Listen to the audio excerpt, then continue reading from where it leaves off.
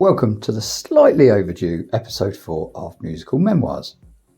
In the past few years, a few friends and people close to me who've struggled all their lives but have generally hid it pretty well have found out that actually they are neurodivergent, mainly either autistic or ADHD. One of these people is my wonderful friend Laura Mears-Reynolds, who was diagnosed with ADHD at 38. I'm putting this episode out in the middle of October, which is actually ADHD Awareness Month, but this interview is from mid-July. Laura is amazingly talented and super creative. She's a podcaster, activist, designer and label owner, who I've known for about 15 years now. About 18 months ago, Laura started a podcast along with her friend and neighbour Dawn to raise awareness of so many late diagnosed people with ADHD, especially females. We talk about how the podcast started and about its meteoric rise, now having been listened to almost 1 million times in 190 countries around the world. She tells me about the struggles her and others have, from having a late or in a lot of cases no diagnosis at all. And now they're trying to effect change in both the diagnosis process and the way the media talk about ADHD. Currently, there is up to a 10-year wait in some places to be diagnosed and treated in the UK. Laura tells me it's not about getting a label, it's about getting a diagnosis, treatment and help. We talk about their eventful tour earlier this year where they did 15 dates in 17 days, the length of the UK. About their appearances at Edinburgh Fringe and at Flagstock Festival. She tells me how and why she ended up living in Ibiza, about being a scuba diving instructor in Thailand, and about 24-hour raving in Australia. As with all previous episodes, Laura picks 5 tracks that mean something to her. She's decided to show us her adventures in raving, so all 5 are great dance tracks. Okay, so I'm here with Laura. Oh, hello. Hello, we are sat in our friend's mum's office. Yeah. At a brunch from her birthday. Yeah, a burner's brunch, dressed inappropriately just for a change because it's really hot and I'm in pleather and sequins and sweating. And a massive pair of DMs. Brilliant. But it's been fun, hasn't it? It's been lovely. It's been really, really nice. A little bit tired from the night before. Yeah. But it was fun. For our Nat's 40th, it's been lovely. Yeah. And, this was just a perfect opportunity to do this because you live just outside Aberdeen. Yeah. In an amazingly named place called Fitty. Yeah. It's amazing. The place is called Fitty. It's written Foot D, but it's known locally as Fitty. And it's a weird and wonderful little fishing community on Aberdeen Beach. So it's literally, sorry, making noise with my nails. It's literally a weird little artistic looking community that used to be fishermen's cottages that was designed by the architect who designed Balmoral. Really? So yeah, it's based on Venetian squares originally. So there's squares that look in. It's called the Fitty Squares. There's actually a BBC documentary about it. Wow. But then they just built a load of sheds and it's just quirky and weird. But we have literal coach loads of people. I came down to make a cup of tea the other day and there was a man just filming through my window, just filming me making a cup of tea. It's a little bit like being in a zoo sometimes. No way. Yeah, it's really weird. Yeah, Oh, and wow. I'm just shouting out the window, go on a better holiday! What are you doing? Brilliant. Yeah. No way. Yeah. That sounds like an interesting place to live. It is an interesting place to live. A neighbour said to me that Fitty is a magical place to live and that it brings together people. And that is definitely what has happened with me and making ADHDAF. Which is the podcast that you started. I moved to Aberdeen for my husband's work. Yep. Found this weird little place by the sea and was like, this is the only place in Aberdeen that I could live because it looks fun. And just when we were about to move in, I was looking on social media at pictures because I was just excited to move there, just waiting. It's in the pandemic, it wasn't very fun times. And I spotted this girl called Dawn who had just moved to Fitty and was posting pictures with the hashtag. So that's how I found her. And because I literally hadn't seen anybody for 6 months because of the pandemic, moving during the pandemic to Aberdeen was not the smartest move. And she said, and I said, oh, I'm moving there in a couple of weeks. And she was like, no way, where's that? And I said, and she was like, oh, I'm just 6 doors up. And that was how we met. And it was very serendipitous, because as soon as we were actually allowed to hang out, when the restrictions lifted, the first thing that she said to me was, I'm sorry if I talk too much, I think I've got ADHD. And I was like, no way, me too. And that was how it started. A year later, we started the podcast, ADHD As Females. And it was a year ago in May. So in a year, so it's like 14 months, really weird and wonderful things have happened. It's been quite a journey, hasn't it? Yeah. We don't say journey though, because it's a little bit of a cliched word, so we prefer safari. Safari, I like that. And as we're always in leopard print, it fits, so. Brilliant. So you've been on a safari. Been on an ADHD safari for the last 14 months, and it's resulted in absolute ridiculousness and a UK tour and craziness. It's been fun and hard. I can imagine. Yeah, it sounds it. But you've had how many downloads now for your podcast? Yesterday we hit 750,000, which is nuts. That's pretty impressive. It's really nuts. And I think it was like the week before, episode 1 hit 100,000 downloads, and that's really surreal because episode 1 is basically the two of us whinging on about our miserable little lives. It's like 100,000 people in the world have listened to us. That's crazy, talking about our lives, and it's just really strange to be in this crazy little fishing village and to be listened to in 190 countries. It's just insane.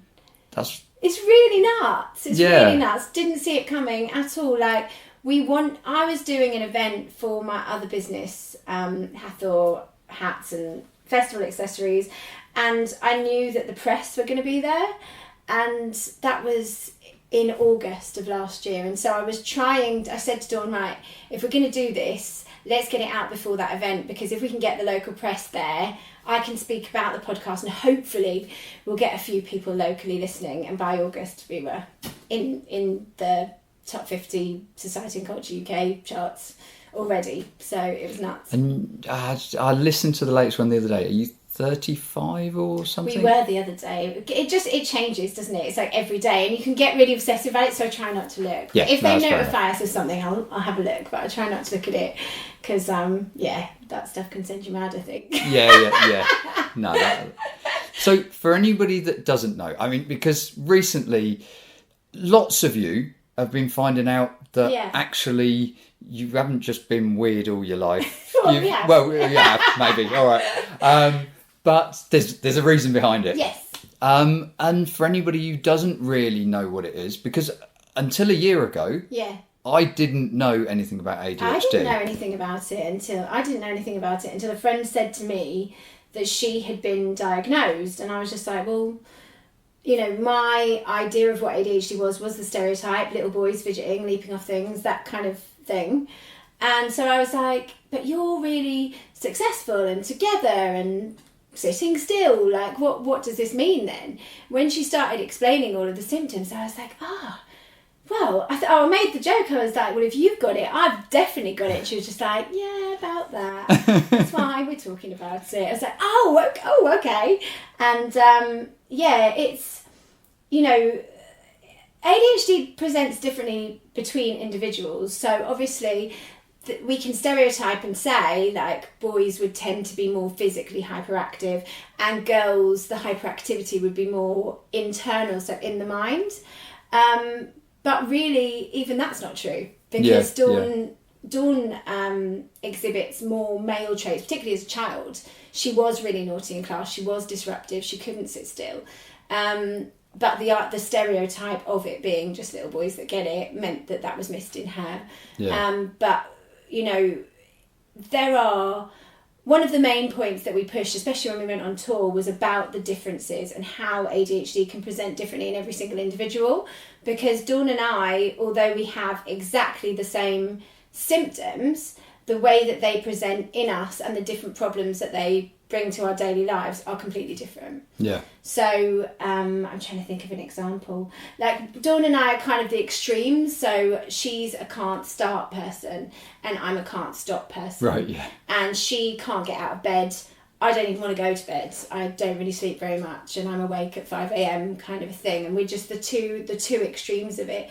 But in every single person, it will present differently. But the criteria for it, I'm going to go into one now. No, the criteria please. for ADHD is really, really complex. There's lots of things that should be counted that aren't. Yeah. There's a real emotional side to it all, which is the side that I lean into more. It affects my emotion. I have emotional dysregulation is very strong with me. I think or rejection sensitive dysphoria. And yeah, there's a lot of stuff that isn't taken into account, and there's just a hell of a lot of misconceptions about the condition. And do you know, it depends how much you want me to go into it, but basically things are really fucked. Can I say that? Like, yeah, that's like, absolutely. it's really fucked up, you know. If you look at it, if you look back at your life, which everybody does who has a late diagnosis, and you look at it, like, it's so obvious. Yeah. It's so obvious, and it always has been. And so when you get that information, you process it, you're like, oh shit, yeah, that's really obvious. And that's kind of a lot to take, but it's a relief at the same time. But then when we started looking into it, and you find out that the average age for a woman to be diagnosed if missed in childhood is 36, 38 years old. We were both 38 when we got diagnosed. When you look at the fact that most women will not be diagnosed in their lifetime, and I can't remember the statistics, and I don't want to get too bleak, but, you know, self-harm, suicide, all of these really awful things, like ADHD contributes to really enormous societal problems, like in a big way. So like homelessness, unemployment, teenage pregnancy, addiction, divorce, like across the board, like it's a huge societal problem. And the issue is, one of the many issues, is that what's the word I'm looking for? Sorry, bear with me. The studies that have been done, the research that has been done into ADHD has been on white little boys. And that is where the stereotype comes from. Yeah. So what you've then got on top of that is that the average GP in the UK only has 1 hour of training. And the training is based on that research. And then you pair that with the fact that the media knows even less but wants to say all these awful things. We're in this really awful moment in time where, due to increased awareness because of podcasts like ours and social media, people are finding, you know, we have this means to all communicate, to share this information that wasn't out there before. So all of these people are finding out that they have ADHD, and then you've got GPs that have got biased information, and the whole of society being influenced by the media. Like, we're in an absolute shitstorm right now. Like, really are. And because it's like some places 5 years for diagnosis. More than that. It can be the best part of a decade. That's crazy, and isn't it? Yeah, and in parts of the UK, like, it just depends where you are. Like, getting an ADHD diagnosis is either a privilege or a postcode lottery, and that is the reality of it.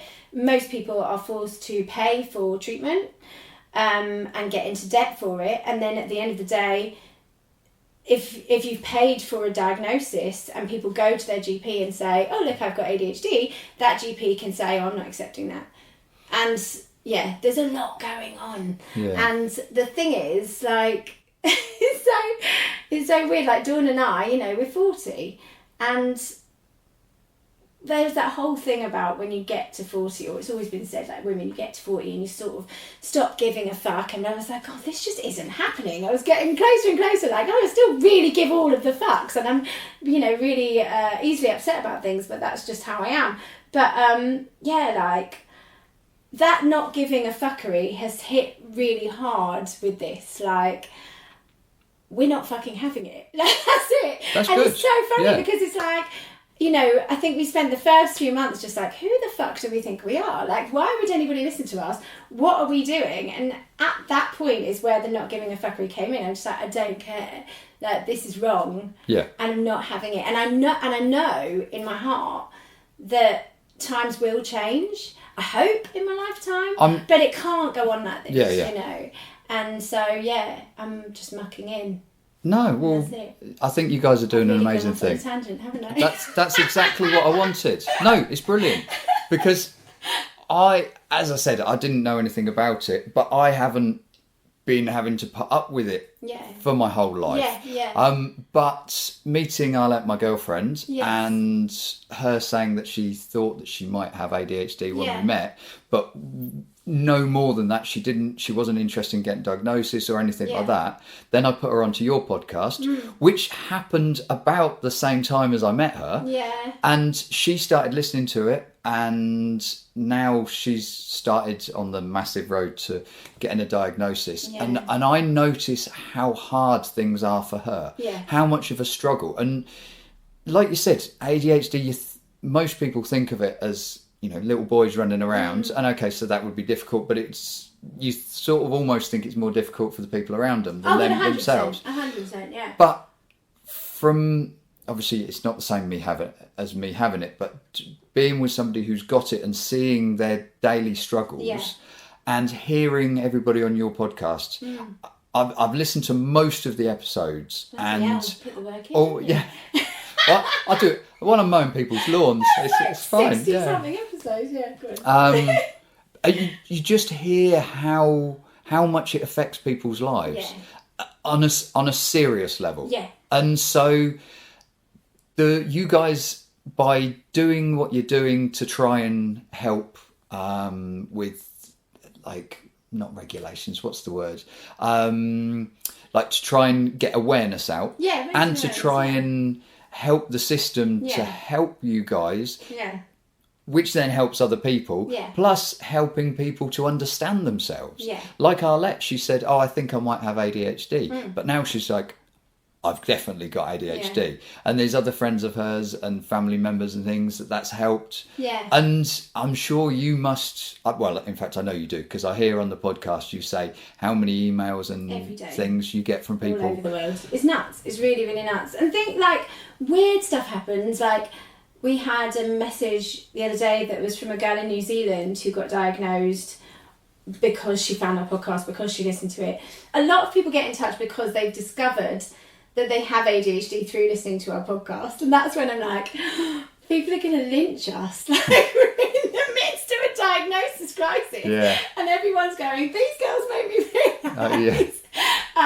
But then we had a message from a girl whose psychiatrist recommended she listen to the podcast, and they're in New Zealand, and that they just recommend us to everyone they diagnose. That's crazy. In New Zealand, That's amazing. amazing. Listening to me and Dawn talking absolute shit in a box room on Aberdeen Beach. It's crazy, It's really cool. But, it's such a strange experience. And this kind of late diagnosis, it is like a grief cycle. We call it a roller coaster because it keeps changing. But, the only thing that we really have in a backdrop that is fucked, week in, week out, there'll be some other, if you know that ADHD is going to be in the press, it's going to be something bad.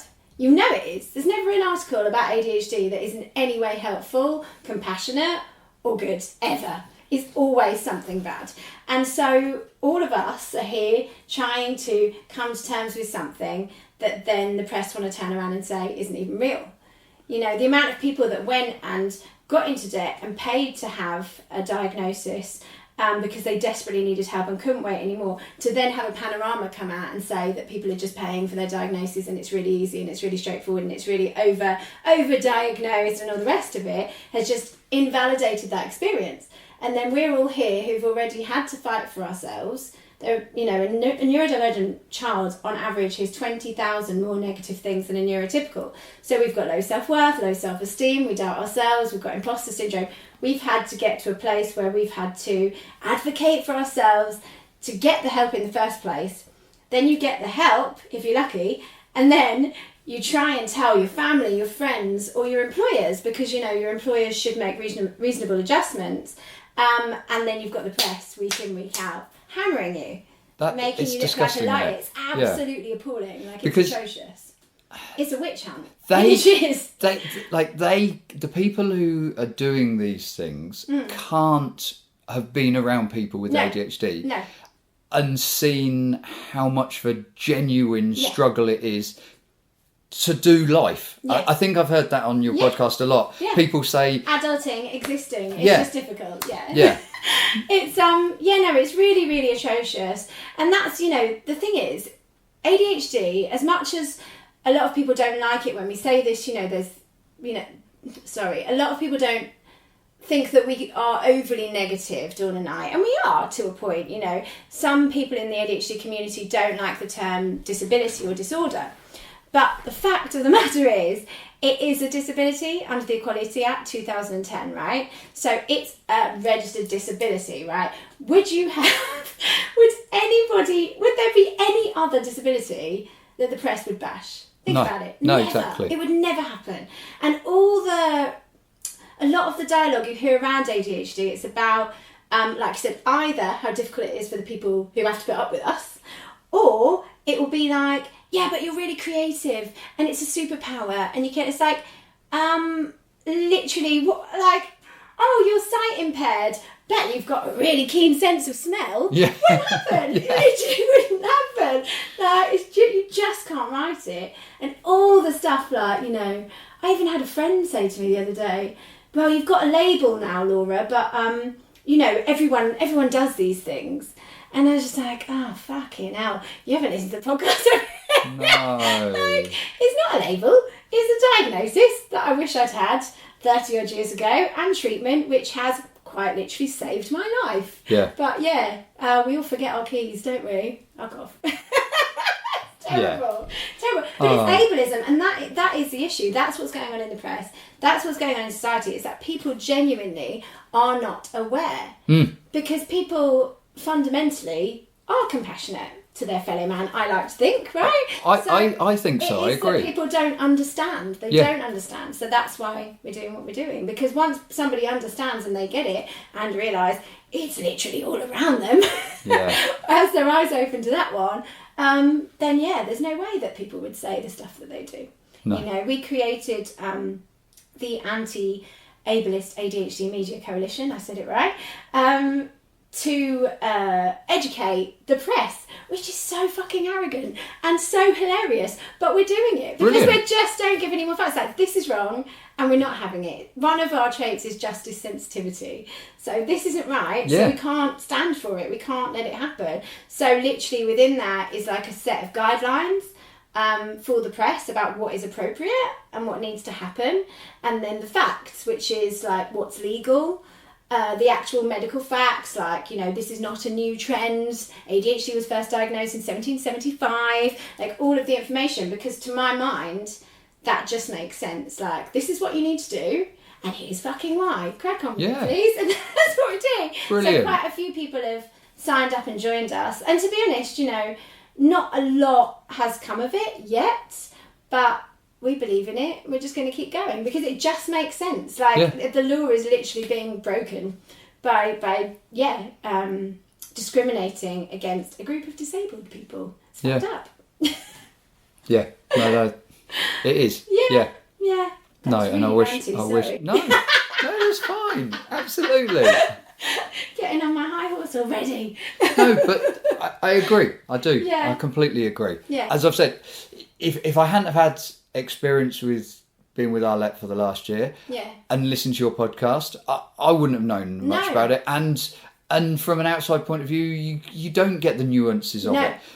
But you can see how I can see how people struggle. Yeah, so it's, getting more understanding. Yeah, absolutely. Awareness, absolutely. And it's funny because in what has been such a challenging time for Dawn and I mean, thank God we had each other, not just for the podcast, but just generally in life. So much good has come from it, and that's what's really amazing. And it's kind of funny because we're recording season 2 now, and I'm slightly nervous about it. It's like that difficult second album. It's right, like, yeah. We're slightly less miserable now. It might not be as good.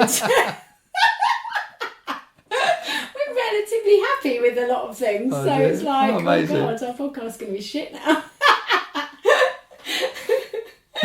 I'm pretty sure it's not going to be. Yeah. And I do want to ask you a bit more about that, but we might as well bring in the first track. Go on, because we were So I asked you about being on my podcast, Yeah. which is slightly smaller than yours, but so very nice of you to come on. Thank you very much. Thank you so much. And I said about you picking 5 tracks, and I can't keep to the rules. I actually didn't technically give you any rules. And so you came up with this great idea because we know each other through Ibiza. Yeah. And Ibiza is not all about raving, but that's pretty much between that and the sunshine. I'm sure most of us, that's why we ended up there. Yeah. And so you've picked 5 tracks that have taken you through your years of raving. Yeah, which I still am. Yeah, it's Adventures in Raving. Adventures in Raving. Yes, I like absolutely. that. I like that. So where are we going to start? We are going to start in Norwich. Okay. At the UEA. And you're from Norwich, aren't you? No, I'm from London originally. But all right. we moved to Norwich. I grew up there. And I was just a massive indie girl. Like, that's like literally indie music completely. And luckily Norwich obviously has a university, so all of the bands would come to Norwich first. So I was out from young. My mum was like, get out of the house. So I just went to loads and loads and loads of gigs. And then one day, our mutual friend Vivian said, I think you should come to this. I don't even know what she called it. I don't know if she called it a rave. She called it an event. You should come to this event. It's at the UEA. So I thought I was going to a gig, and I went to Renaissance. Oh, no way. Yeah. And I was in there, and it was such a strange contrast to what I was used to seeing in there. Because I was so used to going to bands and everyone's dressed up and there's just all of this stuff going on. People are like putting clothes pegs on you, like that kind of silly rave nonsense. What sort of year was that? It would have been the year 2000, I think. No, actually, it would have been earlier than that. Because I was 17, I was probably about 15. Oh, right. Yeah. And it was great. It was really like, I just fell into this completely different world all of a sudden. And I really like the occasion of it all. You know, for people to get dressed up, for people to come together and celebrate. Celebrate what? Just like life? Like I said, it was a lot of silly rave nonsense. Things like people dressed up as Morris dancers and, you know, stupid nonsense. I just love it. And I think there's just not enough of it in the world. Like, I'm all about the silly rave nonsense, to be honest. But yeah, this track, because I didn't know anything about that kind of music. So yeah, I guess it's trance, isn't it? Because it's Paul van Dyk, but I didn't know at the time. No, but that's like, yeah. So the track, it's Paul van Dyk for an Angel. That's the one. With but it's the vocal one because I love a sing-along. Brilliant. Why not? Cue track, play track. Literal ranting and raving. This is what yeah. Brilliant. Laura has a rant, talks about raving. Yeah.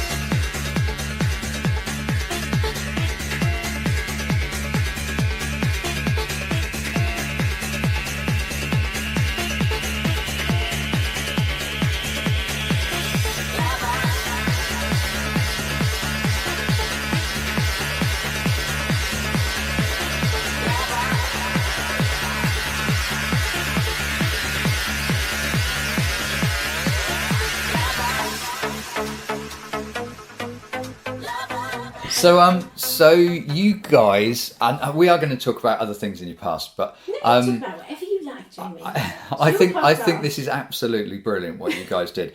So you started your podcast, yes, with the intention of just putting out to a few people. Yeah. You get Do you hundreds. know what? I think one element of it was, just a little element of it was like all the people that we've let down or dislike us or think we're a bit shit. It was a bit like, see, have a fucking listen to that. Get off my case. Give me a break. And that was definitely one element of it, was to have our say. Brilliant. 2 women that felt, very broken and very cast out of. I never even stepped into society. Like, I literally didn't. So I just couldn't. It didn't make sense.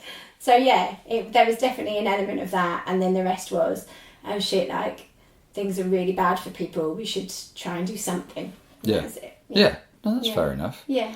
But from that, Yes. one day, one of you went, why don't we take this on the road? Or That's not even what happened. God, So basically what happened was we were interviewing Joe, who is one of our wonderful guests, can't remember what episode, in Manchester. And he said, you should come down here. We'll get a tour bus. It was a complete joke. It was a joke. And we were like, yeah, fuck it. Yeah, let's go on tour. Let's do it. Because all Dawn and I do is egg each other on, basically. So next thing you know, we decided we were going on tour.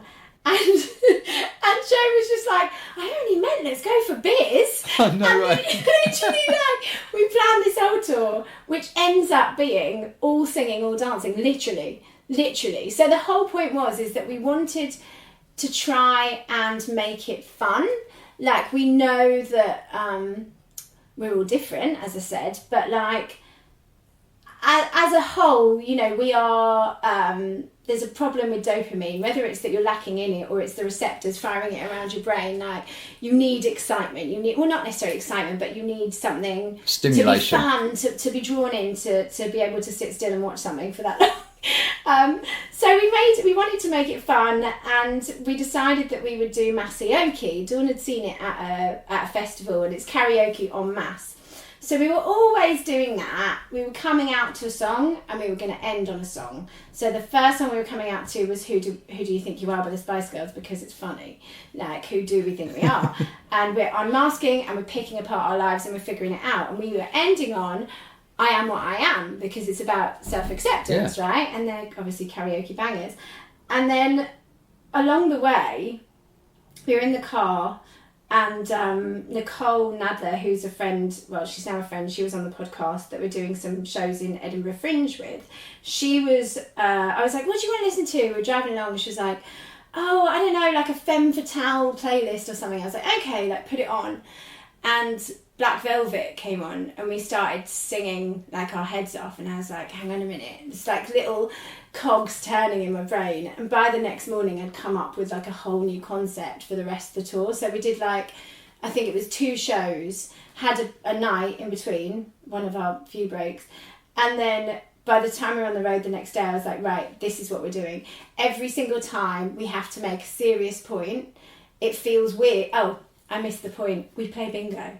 So we're playing bingo. Each bingo ball is a topic about ADHD. Oh, so okay. People can play along as a game, which is more of an incentive to stay with us, because there's potential prizes and it's fun. And for us, it means that no 2 shows are the same. So we can pay attention. We don't get bored, right? So I was like, right, every time we have to make a really serious or depressing point, we'll sing a song. And that's what we do, to turn it around. Because otherwise it's like, right, and the suicide statistics are absolutely grim, let's play bingo. It doesn't really work that well. But what we did was share our experiences. So they were personal stories. Because we're not experts. We're only experts by experience. That's the medical term. So that's all we can do. We don't give advice.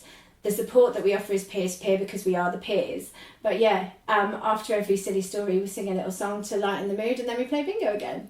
Brilliant. I don't even know what the point of me telling you all of this is. Where did we start this story? I was asking you about going on tour. This is it. And you don't need to worry about me forgetting what I'm talking about. I have no shame in it. I think it's important to show that is a symptom of ADHD, because a lot of people we hear about that started forgetting what they were talking about mid-sentence.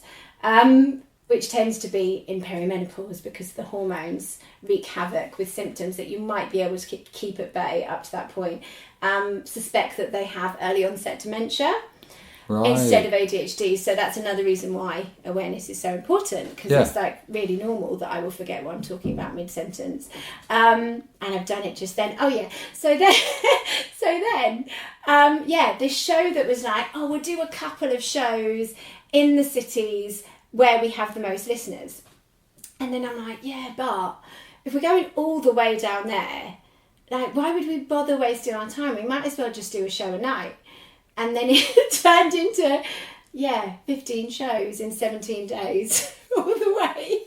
We went up as far as Perth in Scotland and all the way down to Truro in Cornwall.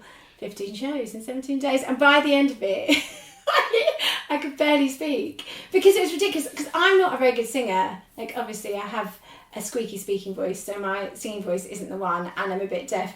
So, Dawn can really sing. And that's another thing that's so serendipitous about it. Our random, very specific set of skills are opposing. So Dawn, the show is kind of like us doing what we do best, and I just dance around like a tit. So, but I've heard it's very brilliant. But I've heard it's very good. The show, thank you. Like, from a completely non-biased source. One of my mates went. Well, in fact, one of my mates went to the Leeds one with his wife. And he messaged me when they got there, and then he messaged me afterwards and said that was amazing. It was absolutely amazing. So it really is. It's such a strange thing. It feels a bit like magic when we're doing it.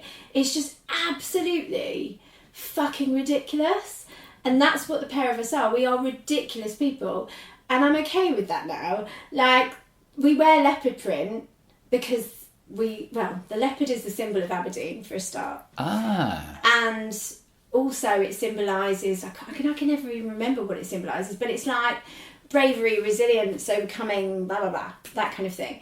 But also it's just because we are complete and utter Huns. Like, we are 40-year-old porn star drinking leopard print wearing Huns. And us wearing leopard print inspired others, and it's become this whole thing. So we're the leopard print army, and wearing leopard print is like our special kind of camouflage. And we just stand in leopard print, singing stupid songs and ranting angrily, swearing like sailors to try because we have ADHD. I'm really fucking angry about it, It's absolutely ridiculous, but I love it. Yeah, and it's just such a funny thing. Everything has just really organically grown, but at the same time, we've just worked really fucking hard. Like, there's no two ways about that. You can see that. I literally, just that year, I gave a year of my life to that and nothing else. And there were days when I worked 19 hours. To begin with, we were trying to answer every message that came in, because obviously these are people in need and they're people that aren't being listened to.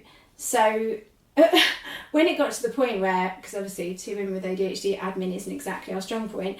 When it got to the point where we were losing messages, my anxiety just went through the roof, because I was just like, this is so important. Like, what if that person isn't okay and we've just ignored them, and that's making their RSD. Exactly.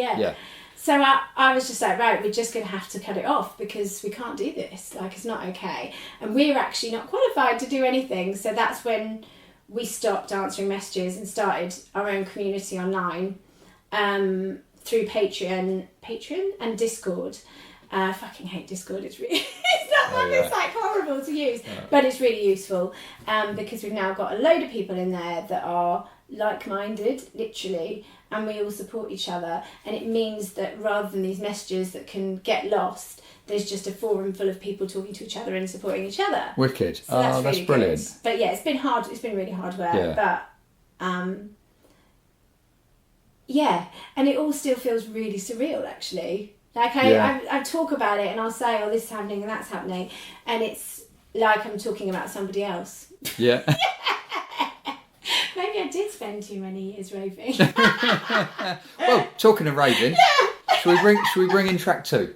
Let's do it. So track 2 is, I think, garagey, isn't it? It's Miss Dynamite Boo, which I I like it. Well, it's funny because I went from like raving into a little patch of garage. Okay. So garage came in, and actually it's really funny. So at the same venue, the UEA, there were Garage Nation events, and there was one that there was like a big fight, and so they just cancelled them. So garage was cancelled in Norwich, and it's funny because I just thought that UK Garage came in for those couple of years and then stopped. Oh, right. I really didn't know the garage was still going. So yeah, it's hilarious. They just stopped us having garage in Norwich. But yeah, Miss Dynamite, I just think this is a tune. Like, there's so many good garage tunes. I love dancing to it. I love getting grimy. Comedy, dancing, grinding, sweatiness, and Miss Dynamite is half Caribbean, half Scottish. I'm half Caribbean, half Irish, so I relate. I've seen a few interviews that she's done, and it is a funny thing to be mixed race. And actually, I really am talking absolute nonsense now, but actually, being mixed race, I think, is one of the many ways that being ADHD eluded me, because I felt other. And I thought it was that made me different. Because most of my friends, their parents were both from Norfolk, to be honest, for the most part, or at least both from England. And I've got an Irish dad and a Caribbean mother. Everything's very different for me. And I honestly, so that's one of the many reasons why I thought, well, I'm just different because I'm not like them, because I'm mixed race. That makes sense. Yeah. Gosh, I really did talk a lot then. Sorry, Jennifer. No, don't worry, that's all right. Shut up. Play song. We tell them, get it with the rhythm, get it with the drum. Get it with the rhythm, get it with the drum. Why fight and go along like you now want some? Let my Liverpool tongue me your medicine. Get it with the rhythm, get it with the drum. Get it with the rhythm, get it with the drum. Why fight and go along like you now want some? Let my Liverpool tongue be your medicine. Feel the bad girl bass, feel the bad girl bass injection. Listen DJ with the boom selection. This one psychotic, it should be sectioned. It's the range insane where we feel no pain. Excuse while I get into your brain. Let the bass vibrate, them veins will fuck you up like we was cocaine. Cause I dibby the dynamite to get the people, them lively. And I'm a shout, ooh, in a you head. Lyrical shot get popped by spread. Gotta do something that everybody tread. Make the gunman run the cup and I said, them a shout, ooh, in a you head. Lyrical shot get popped by spread. Gotta do something that everybody tread. Make the gunman run the cup and I said, get it with a little bit of bass and drum. You know you're so fucked up or I fuck the gun, because back in the day was all about fun. Taking you back on my lyrical tongue, my only weapon. Fuck powder, fuck pills, I frill, no cost, don't kill. There stand still, I'm a licky with a vibe that you can feel. Because it's not about them attitude, and it's not about them advice. No matter who you are and no matter what you do, you can get some of a natural eye. It's not about them attitude, it's not about them advice. No matter who you are, what you do. I mean, I care what you crave, no dogs allowed in all the race. So certain brothers must behave, and boy, please stop them fuckeries about your grabbing breasts and body and wonder why she vex when you're so grabby. Tell him flee if he step disrespectfully. Tell him off, tell him flee. Though some gal think them too nice, listen up in the place, them a pay big price. Dogs hot, but them a cold like I try scuba trip out as scary as spy. Man in the venue, them a too raw. Only wanna get a little cool na. And I'm like sharp, cause them blah blah. Not interest me, not a raw tid. Bomba clotted. Get it with the rhythm, get me started. Me no come for vex, me just wanna rave. Snap us a fighter. Girlfriend tap your nice, it's not right. Letting up to every brother inside her. I don't wanna be impolite, but it's like a beg if you press tonight. Listen to the dynamite. Listen to the dynamite. Listen to the dynamite. Inside the place. Not about the violence. Not about the drugs. It's just about the love. Love for the music, love for the bass. There's no need for all this badness in the place. Dynamite to get the people, them lively. The dynamite to get the people, them lively. The dynamite to get the people, them lively. The dynamite to get the people, them lively. The the dynamite to get the people, them lively. Dibby the dynamite to get the people, them lively. Dibby the dynamite to get the people, them lively. Dibby the dynamite to get the people, them lively. So, if we'd got loads and loads of time, which a podcast can be as long as you like, but people get bored, don't they? Yeah, if you're even still listening. If you're even still listening, yeah. The story of your tour is absolutely hilarious, but I'm basically stealing one of your episodes if that's all we talk about. Yeah. So, talk any more about that. But I will say to people, if they want to listen about your tour, you did an episode which was like a roundup of it, wasn't it? It was maybe 2 or 3 episodes ago. It was like a bonus one. And we put that out last month. Yeah, it was absolutely hilarious. It's about 2 hours long of us just talking about how many times we ate McDonald's.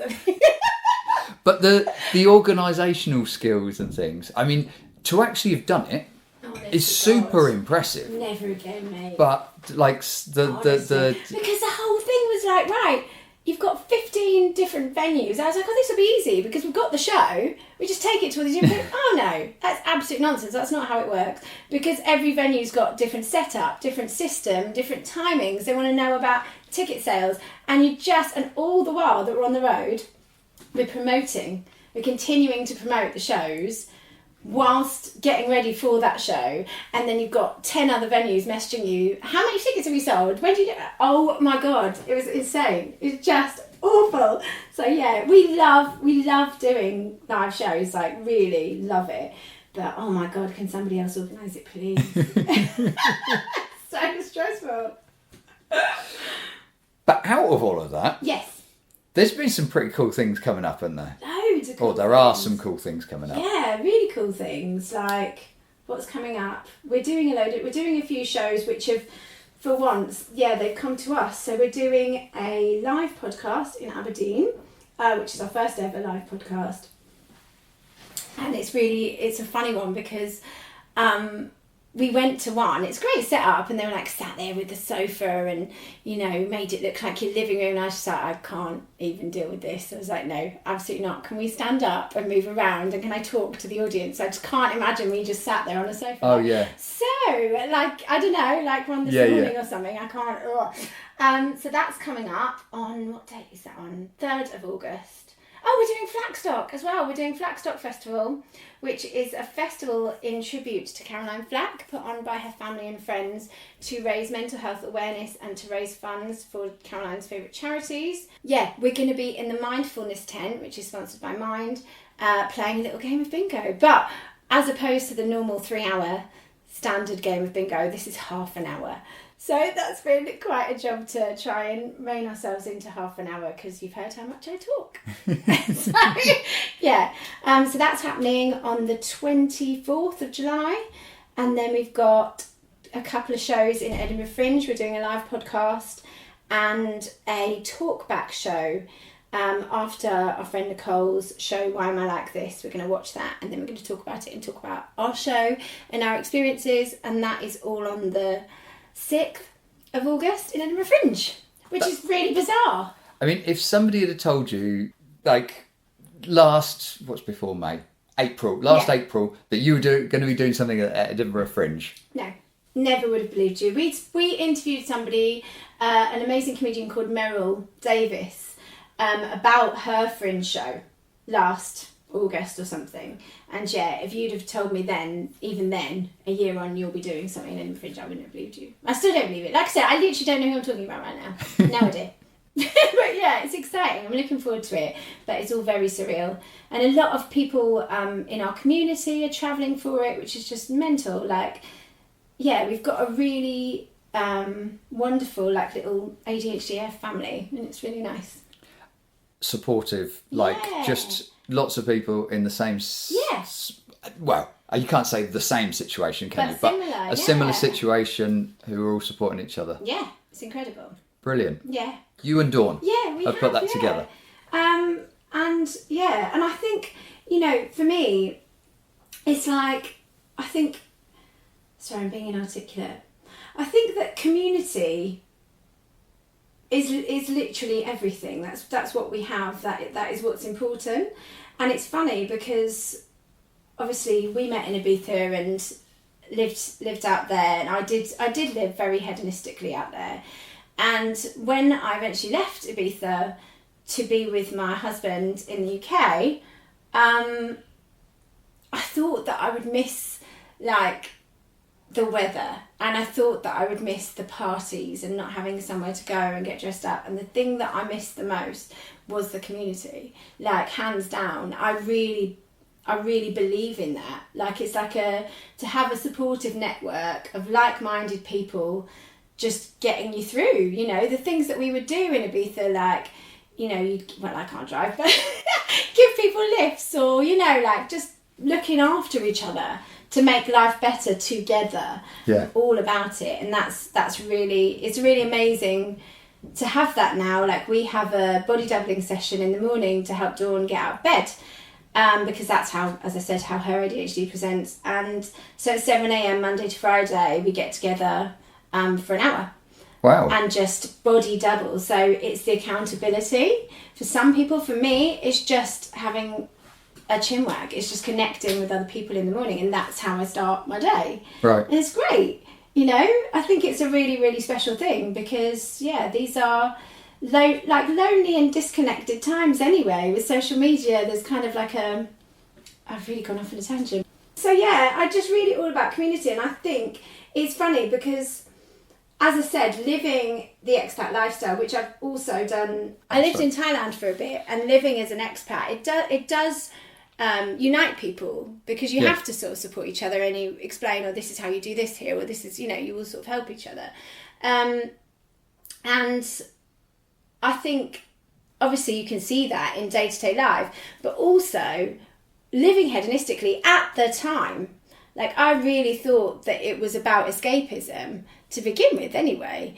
And actually, what I learned in hindsight is that raving, which is so important to me, it is all about community. It really is, because it's about unity. It's about being together with people, and especially, you know, with house music and those crescendos, and we're all together raising our hands in the air, like all of that is just this really unifying, very special, very magical thing. And, you know, being different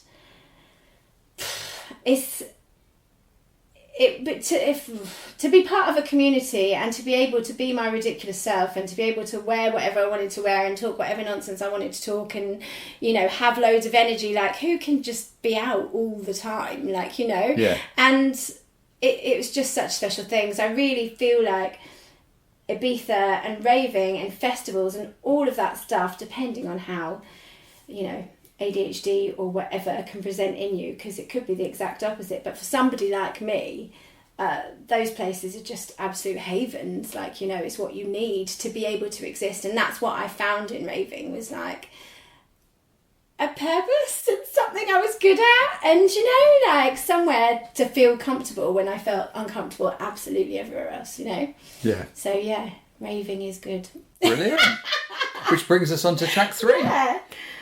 Which is what again? Oh, Nights of the Jaguar by, I don't even know who it's by. Is it by Nights of the Jaguar? I don't know. No, it's called Nights of the Jaguar by DJ Rolando. That's the one.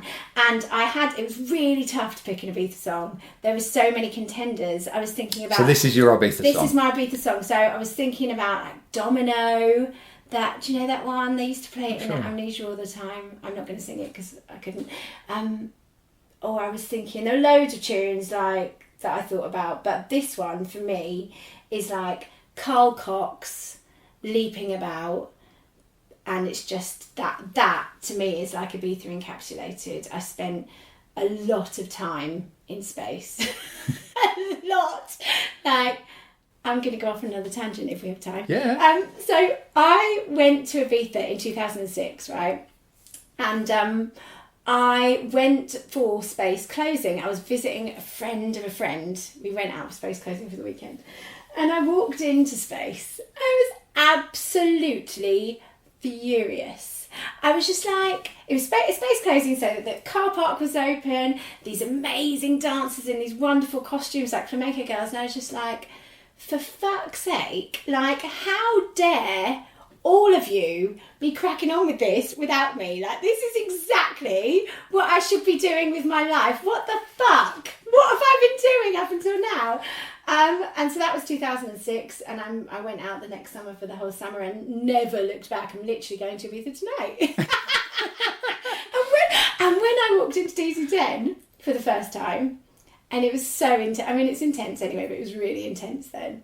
When I walked in, I did actually start crying, because I was just like, this is literally the best thing that's ever happened, ever.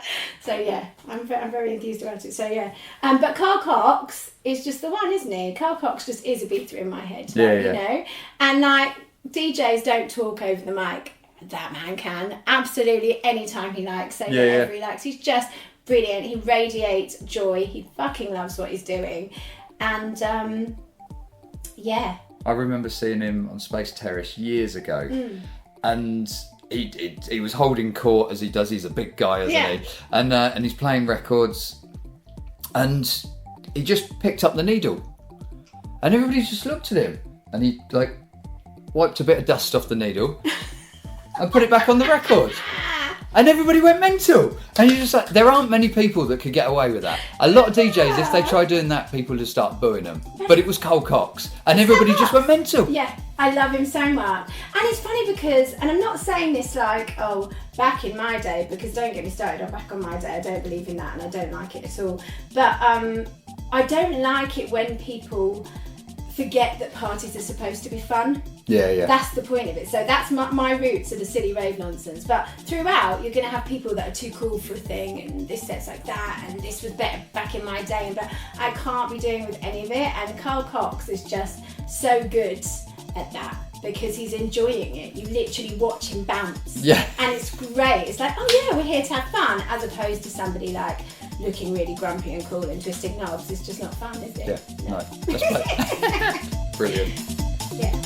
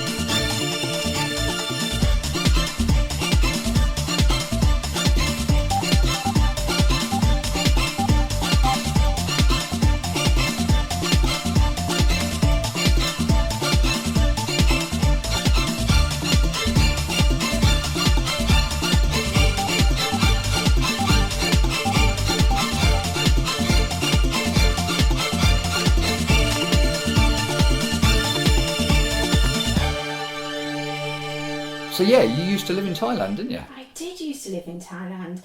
I trained to be a scuba diving instructor, and I am not a very good scuba diving instructor. For obvious reasons.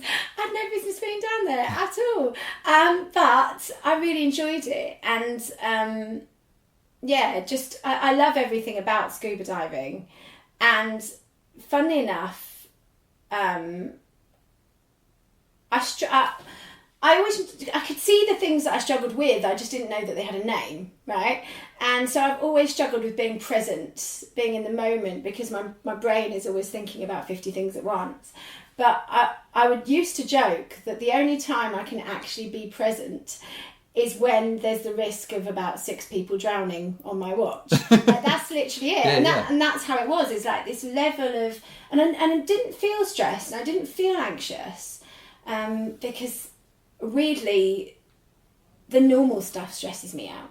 So like, I can't drive a car, but I can teach you to scuba dive a shipwreck at 40 metres, in a strong current. I could do that, but I can't drive a car.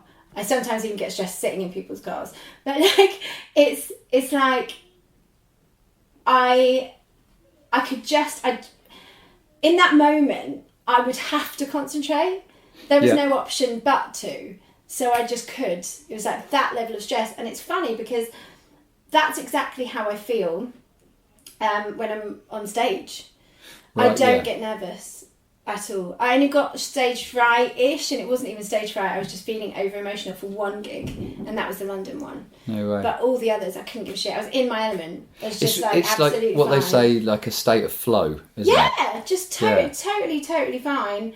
And that's, that's how I would feel about diving. But the issue was that ADHD meant that I would make poor decisions due to impulsivity and inability to perceive risk. All of these things meant that I couldn't rely on myself to make the right call in the moment. Right. And so, luckily, nobody died. But it's luck. That is luck. Whoa. Because I did make some bad decisions. Yeah. And that was the end of it, really. It was just, I got to a point where I was like, I shouldn't be doing this. I like doing it, but I shouldn't be doing it because it's not safe at all. Because I shouldn't be the person to make these judgments, because I'm going to pick the wrong one. Oh dear. I tell a story in the show. One of the stories I told was about, what's the word I'm looking for? Just like impulse taking away training in an instant, effectively. And I was taking this guy on a night dive, and his torch broke, and so he kind of swam. We were swimming side by side, but he came up to me and waved this broken torch in my face because it was kind of like flashing, like glitching. And there are lots of things I should have done. One would be to clip him to me, to hold on to him, like link his arm, but I just took the torch. And then he was gone. So, like, you're 30 metres deep in pitch black water. This guy's alone in open water. No. And I can't find him. It was bad. It was really bad. What happened? He surfaced eventually. Was he pretty pissed off? No, he was fine. He was fine. Why the fuck did you take my torch off me? Honestly, that is the flag of diving, is that no matter what happens, you come up, you take the regulator out of your mouth and go, great dive, guys. That was fantastic. Everyone all right? Wonderful. Let's get back on the boat. That's it. No matter what has happened. No way. But no, he was absolutely fine. He did surface after a couple of minutes, and because that's just what you're meant to do. But yeah, it could have been bad. Yeah. It could have been really bad. And I have probably about another 2 or 3 stories similar to that, and that's definitely 2 or 3 stories like that too many, isn't it? Yeah, that's fair enough. It's not a good thing, and I miss it, but I had a good time. Yeah. Did you get much raving done in Thailand? Not really. It was a lot of drinking buckets at beach bars. Oh right, really. Yeah. I didn't really like the whole full moon scene. Yeah. It's like because what year did you go? When was I there? 2007 was the first year, and then I was living there like 2008 2008, and then in between there and Bali and Australia, 2008 to 10 or something. Right, yeah. 11, something. Yeah, backwards and forwards. I'm so tempted because I'm exactly the same as you. I don't like saying, back in my day, it was so different. Things evolve, don't they? Ibiza is so much different to when I first went there. Yeah. And somebody who goes there for the first time now probably still thinks it's the most amazing place in the world. But I will say, I went to the full moon party in Thailand twice, about 8 years apart. And there was a very big difference. Yeah. And it was the atmosphere, the music, it changed a lot. And I preferred it the first time. The last time I went to it, every single little set-up bar that they had next to each other had their own sound system and was playing a completely different genre of music next to the next one. And then there's like kids, sorry, I'm showing my age, leaping on a bloody, what's it called, skipping rope that was on fire. And I just like literally turned into somebody's mum in an instant, like, stop it! You're going to hurt yourself! I couldn't deal with it at all. That's not why I do have a good time. No, fair enough. But I've just realised I messed up the order of the songs because I was supposed to talk about house parties and after parties and the ultimate after party tune. Okay. But it doesn't matter. Well, it doesn't matter. No, it doesn't. Well, what's the ultimate after party tune? Well, it's French Kiss. Right, yeah. The one where she's making sexy noises. Little Louis. That one. Yeah. Because, and the reason why, well, it's a tune anyway, right? The beat of it is so cool and it builds and builds and builds. And it's orgasmic. But it's such a tune anyway to dance to. But the reason why I love it so much is because it really divides a room. Yeah. So you've got there are people that when she starts climaxing, there are people that will piss themselves laughing. There are people who will act along. There are people who will become really prudish and go mute. There are people who will be judging the people that are pretending to have an orgasm. And it's just so good for people watching. And I just stand there and watch. I just want to see how everyone reacts to it. It's the funniest thing ever. And it's a tune. And I don't think I've actually heard it out that many times. No, not really. Yeah. Do you know why? Because it's actually really old. Yeah, it is, yeah. But somebody did a remix of it in the mid-2000s. That would have been when I... Yeah. And on the B-side was the original. Right. And I remember we started playing the original at Orange Corner a little bit, and we were told to stop putting it by the bosses. Outrageous. Yeah. It's outrageous. But it is a tune, and I just think it's so funny. Yeah, thank you for bringing it up. Let's stick it on. Brilliant. Yeah.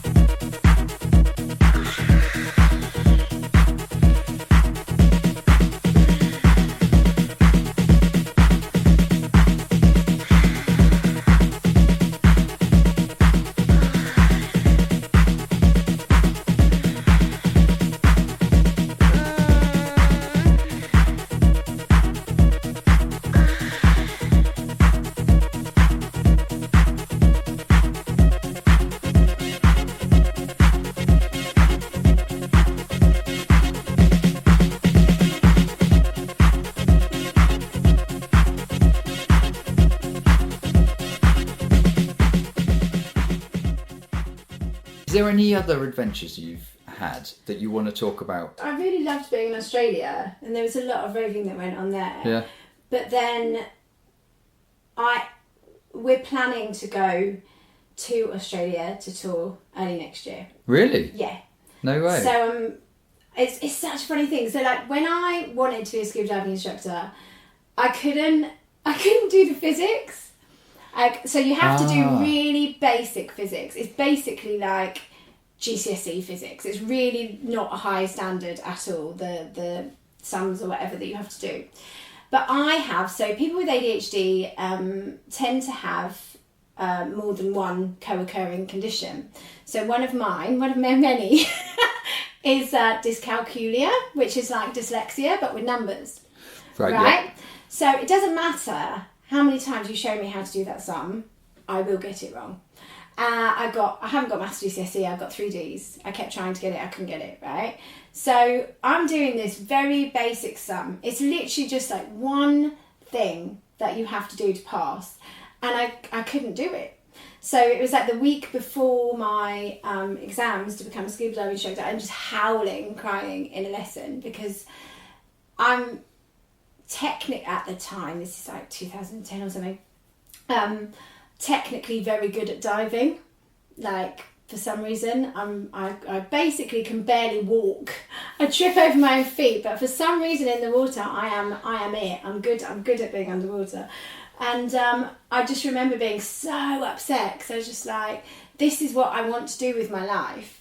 And I can fucking teach anybody how to scuba dive. I know I can, but I can't do this sum and I'm not going to be able to do it. And somehow, for the grace of God, on that day, or they just felt sorry for me, fuck knows, or my scrawly handwriting looked like the right answer. God knows, but I passed that exam. But every single person that I taught, I didn't know how to do that sum. Only one person got it wrong, thank God. And when I'd be like, oh, no, you've got that answer wrong, but let's work through this together. Show me how you did it. And thank fuck, he got it right the second time. No way. Because I had no idea how to do it. I don't even know why I'm telling you this story at this point. I feel like I had a point, but it's completely something about gone. Australia. Oh yeah. Okay. So when I was in Australia, I wanted to be a scuba diving instructor. I didn't have the balls. I didn't have the balls to do even dive masters. It felt so far away from me. But I'd read this book. What was it? I can't remember. Something by Paul McKenna. It's one of those Paul McKenna he Yeah. And he it's basically about manifesting effectively. And he says, if you want to achieve something, you should think about not just the end goal, what you want to achieve. You should think about what the day you achieve it, like the day you celebrate it looks like. And in my head, it was at this place. I can't remember what it's called. Is it called Icebergs? In Sydney, it's on Bondi Beach, and it's literally on the corner. It's like a swimming pool, and it looks out over the whole of Bondi Beach. Yeah, the one on the right. Yeah. And so in my head, I was like, right, I'll be there, and I'll be a scuba diving instructor, and I'll be like celebrating that I am that. Anyway, I became a scuba diving instructor. I didn't go back to Australia. However, we're randomly very listened to in Australia, very randomly. So the plan is to do an Australia tour early next year. Brilliant. Hopefully. And then my plan is to hopefully do the Sydney one at that venue, because then I feel like it would have come full circle. And even though I did achieve the diving thing, that actual day does happen, and that would be cool. Yeah. Oh, that'd be amazing. But no, when I was in Sydney, I wasn't an instructor yet. I was just doing a lot of raving. Because in those days it was different. There was like 24 hours going on, like in King's Cross or whatever. You could go to back parties.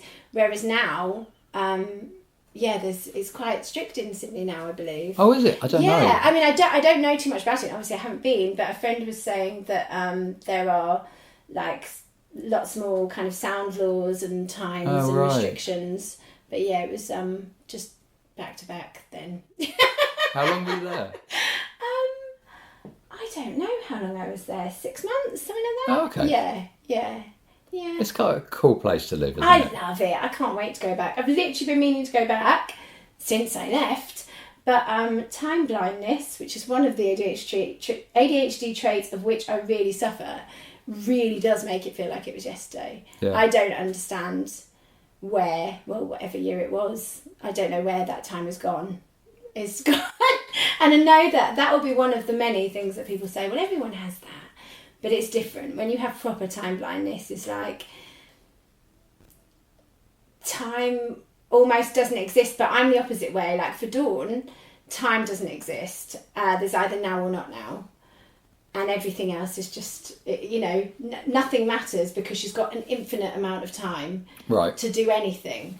And it's either going to happen right now or it can wait till forever until it's now, right? Yeah. But for me, I'm now so acutely aware of the passing of time, it actually makes me quite anxious. Oh no. Yeah, so I'm constantly like, quick, we've got to do all these things because time's running out. And that's how I feel like all of the time. But back then I was less aware of it and everything just kind of faded into one. So it could be years I would go without speaking to somebody. But in my head, it was a couple of months. Yeah. Like really, I'm better at it now, but it does give me anxiety. I don't know where this story's going.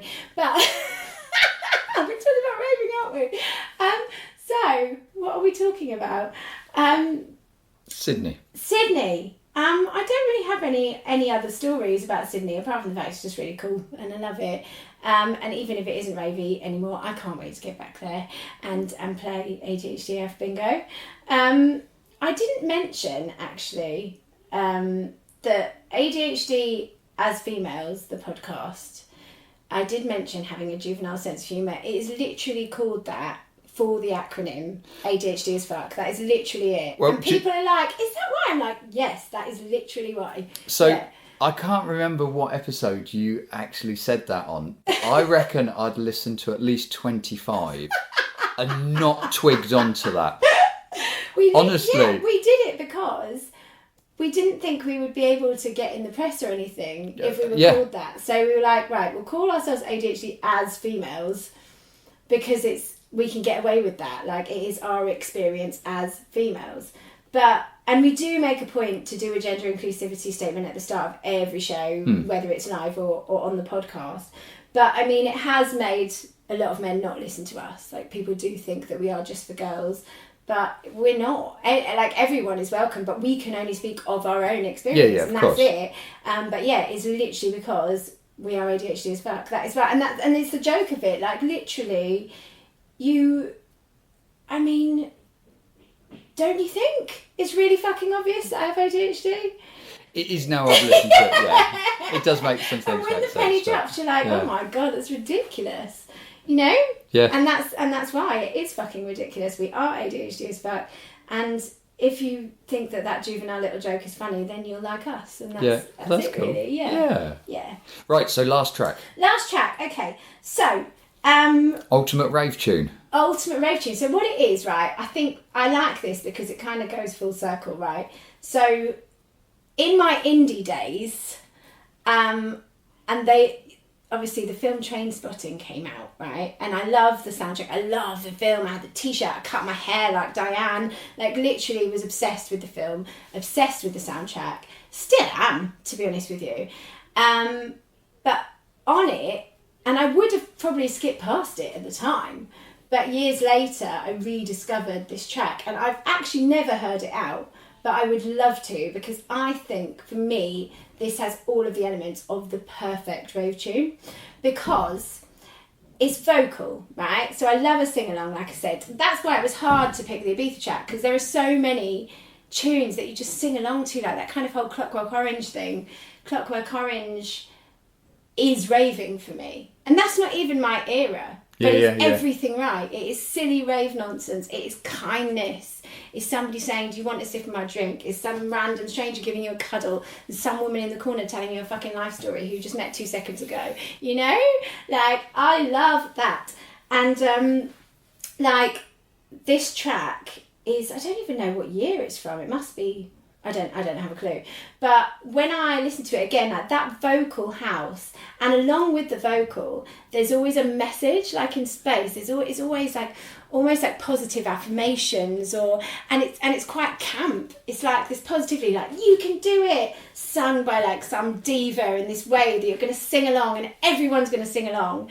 And then it's a bit dirty, this track. Like it's some good sounds in it, and it's very nostalgic. There's like a kind of almost naff get down. It's like I fucking love it. Like it's like proper old school ravey, and the message is for what you dream of. Like, you know, what will you do to achieve your dreams? Would you stick your neck out? How far would you go? You can do it. And on top of that, like I said, it's kind of going back round full circle to the time where we started. Well, it would have been a little bit earlier than that.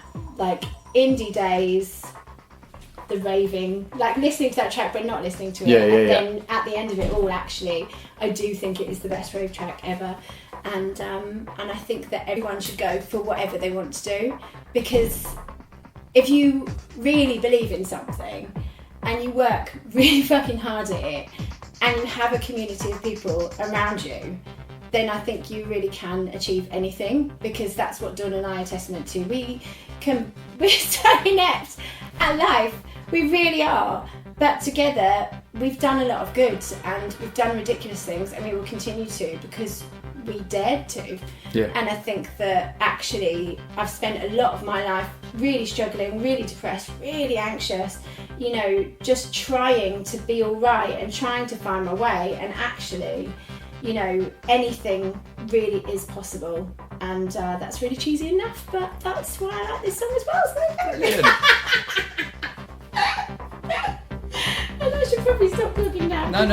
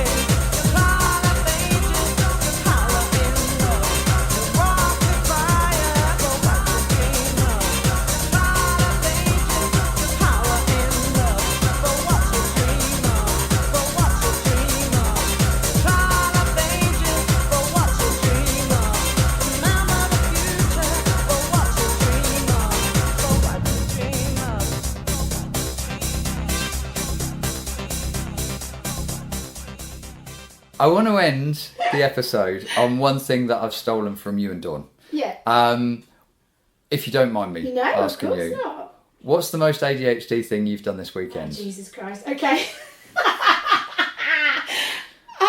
Because this is a feature on your podcast, isn't it? You and Dawn each say what's the most ADHD thing you've done, and you guess. Yeah, because the point is that it's the ultimate shame eradicator, right? So if we can say, like, we all do these ridiculous things, then people know they're not alone in it. It unites the community. We put it up on our social media, and people comment on it, and they make friends, and they all talk to each other, and that's the point, right? So I think, and I mean, there's been some good goods this week, but I think the most ridiculous thing that I've done, which my ADHD tends to make me do ridiculous things, is I turned up the heating really high, forgot about it, was zoned out working on my phone, and then overheated and nearly fainted. What the fuck? Who does that? What a ridiculous thing to do. But yeah, it would have just been absent-mindedly. And when Big went to look at the dial, I'd put the heating up. Like 30 something, you know, just because I would have been in my own head, I wouldn't have been present. I wasn't paying attention. And then ADHD can lead you to missing internal cues like hunger, thirst, etc. So I would have sat there cooking myself, not realising I was getting so hot. And then I was like, oh my God, what's wrong with me? I can't feel my hands. Oh my God, I'm going to faint. It's like, fucking turn the heating down, you dick. Oh dear. Yeah, so there you go. Brilliant. Thank you very much for having me. Blinking hell, I was going to say thank you for being... I've really enjoyed this, I really have. Thank you for bearing with me while my brain went off on different tangents and I didn't even know what I was talking about, but there you go, that's how we are. Yeah. ADHD in action.